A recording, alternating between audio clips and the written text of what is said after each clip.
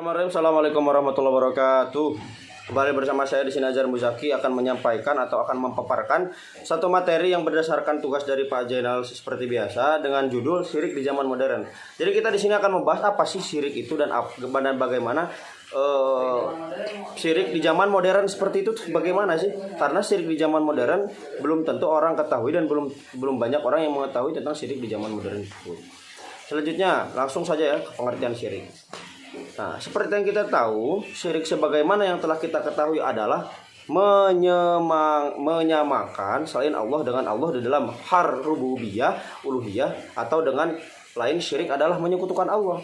Jadi Allah itu mempunyai 3 ketentuan atau 3 sifat, yang mana uluhiyah, rububiyah, dan asma'i wa sifat. Itu di dalam tauhid ya. Di dalam tauhid itu ada 3. Uluhiyah, rububiyah, dan asma' wa sifat. Sedangkan syirik itu adalah kata yang mana menyekutukan Allah. Jadi kita tidak boleh yang namanya melakukan syirik, karena itu sama dengan menyamakan atau menyekutukan Allah.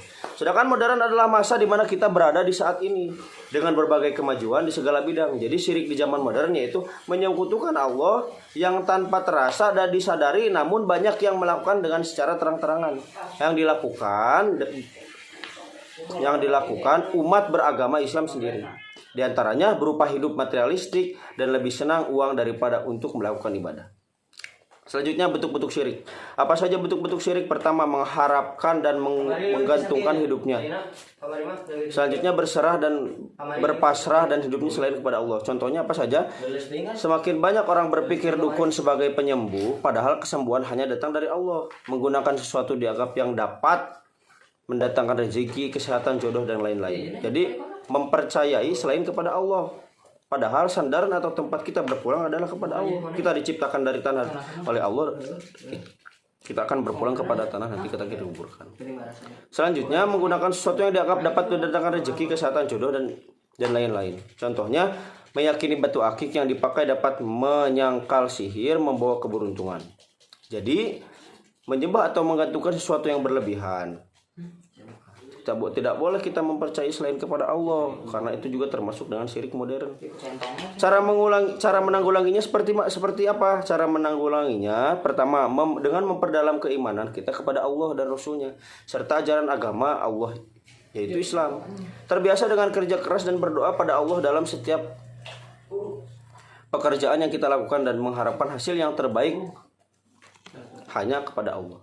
Meyakini bahwa tidak ada kekuatan dan kekuasaan yang lebih besar dibandingkan dengan kekuasaan dan kekuatan Allah. Banyak mengingat Allah Subhanahu wa taala dengan melakukan apa? Berzikir. Ikhlas dalam melakukan amal kebaikan dan sebagainya. Selanjutnya bahaya syirik bagi kehidupan manusia. Jadi ada beberapa efek atau bahaya dari kesyirikan bagi manusia tersendiri. Di antaranya menghancurkan seluruh amal. Jika meninggal dalam keadaan syirik, maka tidak akan diampuni Allah Subhanahu wa taala. Selanjutnya pelaku diharamkan masuk surga, kekal di dalam neraka. Perkara pertama diharamkan oleh Allah, sulit menerima kebenaran.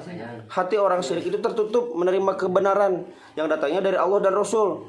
Nah, kenapa sulit menerima kebenaran? Karena dia ragu dan bimbang bagaimana sih kebenaran itu. Sedangkan yang benar itu adalah yang menenangkan hati. Dan yang ragu itu yang tidak menenangkan hati.